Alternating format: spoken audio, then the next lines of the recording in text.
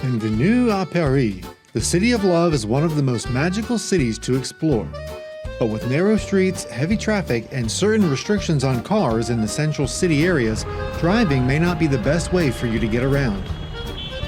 Bicycle riding is an option, but be warned that the traffic is hectic, especially if you are unfamiliar with riding in a big city. There's too much traffic here. Liz, do you want to drive here? Absolutely not. I will crash into everything. In this episode, we're taking you through our journey using the city's extensive metro system and walking the final distance to each of our destinations. We will discuss how to familiarize yourself with the public transportation system, what apps to use, and what to watch out for. We will also show you some of the places that you are sure to visit when you come to Paris.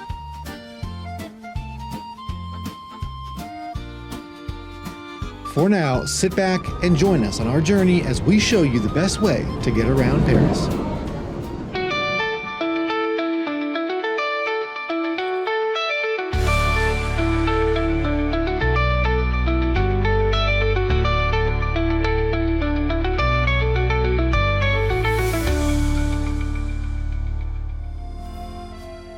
To get to the city center from the Charles de Gaulle Airport, we took the RER train, a regional train that is physically larger than the metro and has fewer stops.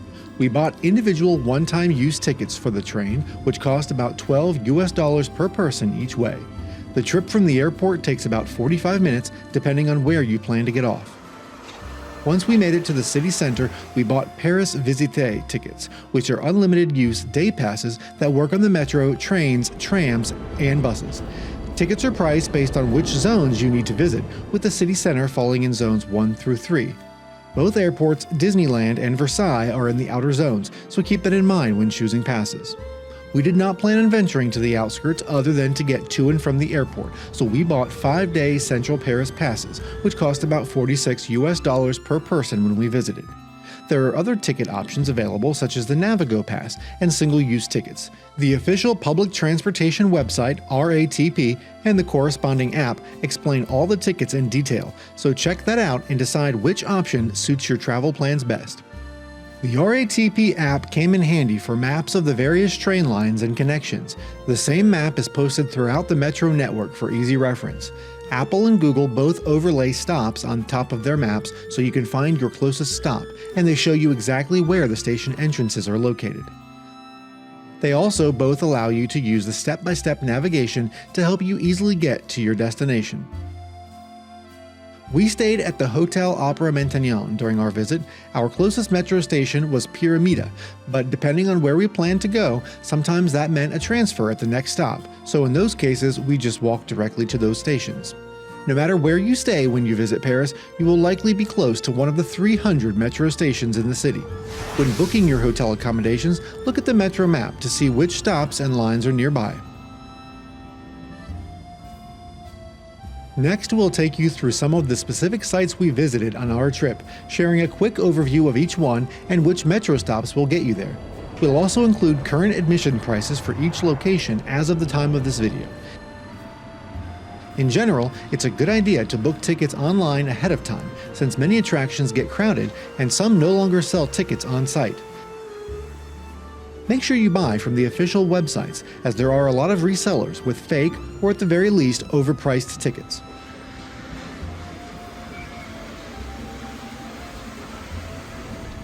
Starting off our tour of the city, we visited one of Paris's most famous landmarks, the Arc de Triomphe, a monument honoring soldiers of the French Revolutionary and Napoleonic Wars. The monument stands at the center of one of the busiest roundabouts in Paris, with 12 major avenues meeting here, including the Champs-Élysées. To get there, we took the metro to the Charles de Gaulle Étoile station, which connects to Metro Lines 1, 2, and 6, and RER Line A. The train dropped us off right beneath the monument, and there are a number of station exits scattered around the Arc de Triomphe. Up close, the Arc de Triomphe is massive, 164 feet tall, and engraved with sculptures and inscriptions honoring those who fought for France. We didn't have time to wait in the long entry lines, but there is a pedestrian tunnel to get to the inside of the roundabout, where the monument entrance is located. From there, you can see the memorial up close and pay for a ticket to climb to the observation deck at the top for panoramic views of the city. Next, we made our way to one of the more charming and artistic neighborhoods of Paris, Montmartre. Perched high on a hill in the 18th arrondissement in the northern part of the city, Montmartre is known for its narrow cobblestone streets, sidewalk cafes, and its long history as a gathering place for artists and musicians. Metro lines 2, 4, and 12 service this area, and there are several stations scattered throughout. Bonjour. We got off at the Blanche station near the Moulin Rouge Cabaret and the Café des Deux Moulins and walked through Montmartre to the Basilique de Sacré-Cœur, or Sacred Heart Basilica. The walk to the church is steep, with plenty of crowded steps leading to the top, but the view got better at every landing. There was also a funicular to the top, but we decided to walk to get the full experience. At the summit, the Sacré-Cœur dominates the skyline with its bright white domes and intricate stonework. From the steps in front of the church, you can take in one of the best panoramic views of Paris, stretching all the way to the city center. During our visit, a church procession passed by, adding to the distinctive cultural atmosphere atop the hill. From the heights of Montmartre, we went deep underground, literally, to explore one of Paris's most haunting yet fascinating sights, the Catacombs of Paris. To get there, we took the metro to the Denfert-Rochereau station, which is served by Metro lines 4 and 6, as well as the RER B train.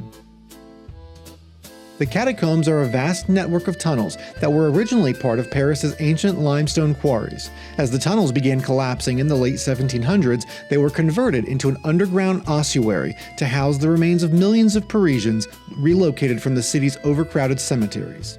This eerie underground labyrinth has inspired countless horror stories, and once you're down there, you'll understand exactly why.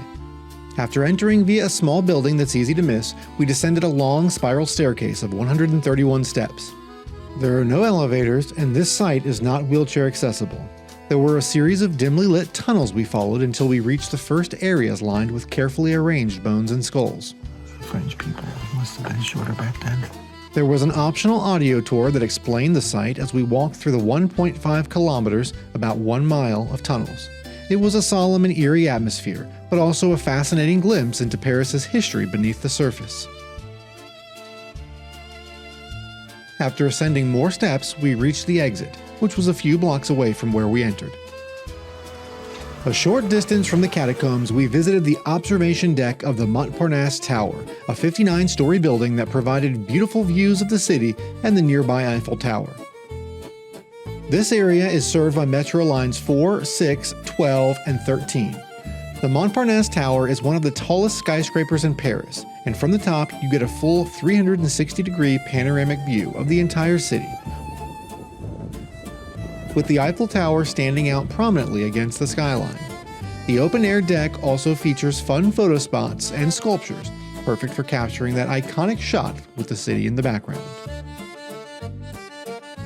Not as busy as some of the other spots we visited, this was one of the better places to truly appreciate the scale and beauty of Paris from above, especially around sunset, when the city lights began to glow.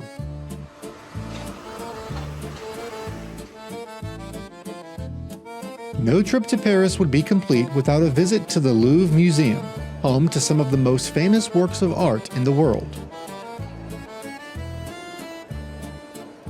The Louvre was within walking distance from our hotel, but it can be accessed by taking Metro lines 1 or 7 to the Palais Royal Musée du Louvre station. From there, we made our way up to the courtyard, where the iconic glass pyramid marks the main entrance. The entrance lines were long and there were multiple lines arranged by ticketed entry time, so make sure you find the correct line for your ticket. There is a line for unticketed visitors, but it is highly recommended to book your tickets in advance.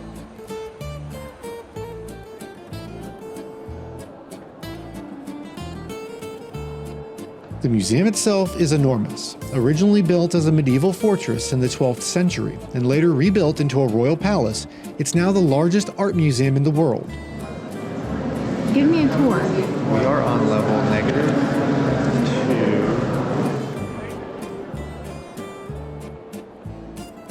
Liz, go stand on that pedestal because you're a work of art.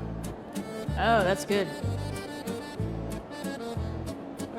There is a labyrinth of long marble corridors, vaulted ceilings, and galleries filled with sculptures and paintings from nearly every era in civilization. We spent a few hours exploring, but you could easily spend days here and still not see everything. We visited some of the museum's most famous exhibits, including the ancient Egyptian section, which houses sarcophagi, hieroglyphics, and a mummy, the patriotic French painting of Liberty Leading the People, painted by Eugène Delacroix in 1830, the ancient Greek sculptures like the winged Victory of Samothrace and the Venus de Milo, among others, and of course, the most famous work of art held by the museum, the Mona Lisa, surrounded by an ever-present crowd of visitors eager for a glimpse of the infamous painting. Every room seemed to hold another stunning piece of art or intricate detail in the building's architecture itself. It's easy to see why the Louvre is not just a museum, but one of the defining symbols of Paris. If you've visited the Louvre before or are planning a visit, let us know in the comments your favorite artifact or piece of art in the museum.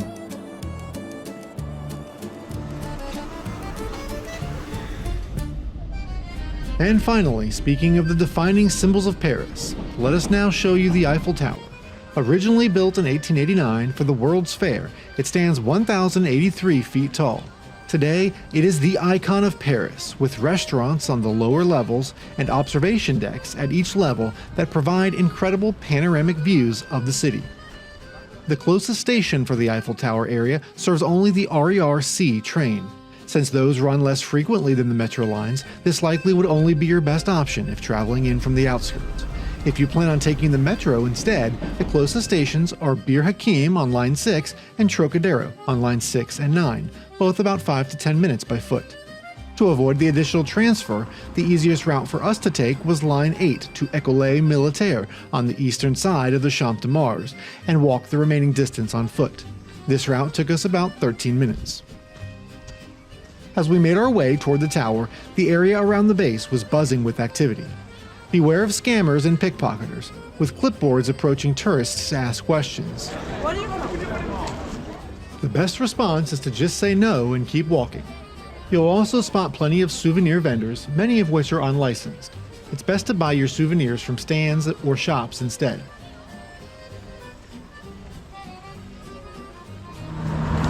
I love the colors. Once you go through the security screening area, you will find yourself in the gardens immediately beside the tower, and you can walk underneath it without a ticket. You will need a ticket to go up in the tower, and you have a number of options to choose from. The Eiffel Tower has 3 main levels open to visitors. The first 2 levels are reachable by stairs or elevator, and the top is accessible only by elevator. In order to get the full Eiffel Tower experience, Liz and I chose to climb the stairs to level 2 and then take the elevator the remaining distance to the top. The first level is about 187 feet high. It has a section of glass floor you can walk across, a cafe, and exhibits about the tower's history and construction. From here, we could see many of the places we visited on this trip.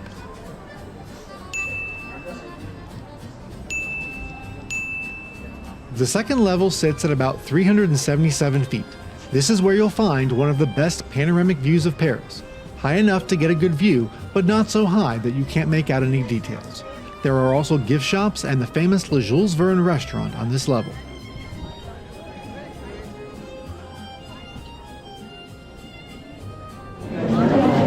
Ew, that's disgusting.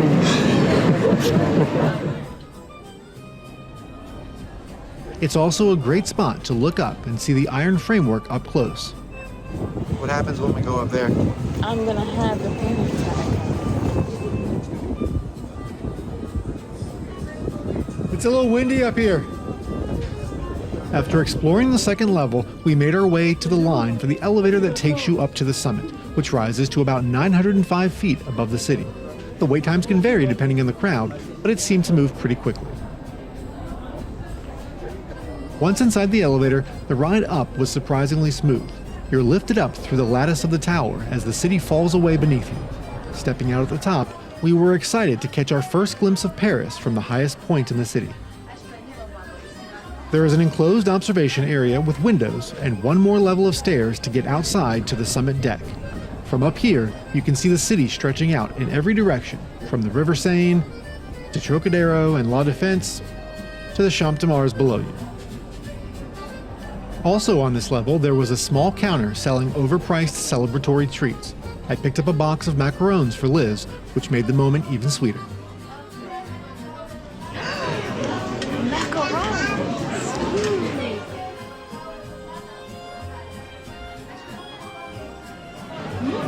Sure. After taking in the sights, we returned to the elevator for the ride back down. Descending through the iron framework and looking down at the footprint below gave us a true sense of the tower's scale. Look up.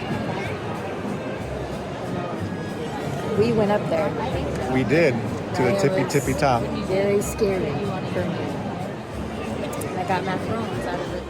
Even with the crowds, the Eiffel Tower earns every bit of attention it gets. Some may call it overrated, but it's iconic for a reason, and absolutely worth experiencing for yourself.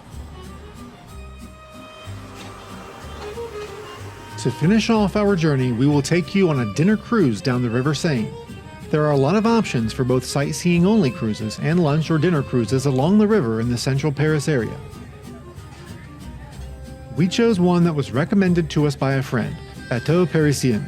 That particular cruise offered a number of dinner options based on where on the boat we would be seated and which dinner courses were being served. To get the best views, we chose window seats, which also happened to include glasses of champagne and a bottle of wine. Starting from just in front of the Eiffel Tower, our river cruise took us upstream about 5 miles past the Louvre, the Notre Dame Cathedral, and several other landmarks, before returning back to the dock about 2.5 hours later. As we returned, we saw the Eiffel Tower light up at night for the first time. The Eiffel Tower.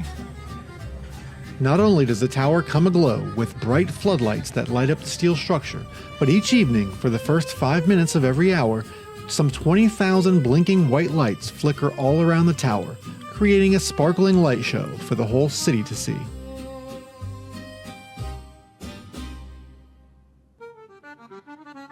We hope you enjoyed this journey through Paris with us. If you're planning a trip here, let us know in the comments. And feel free to ask us anything about our experience in the City of Love.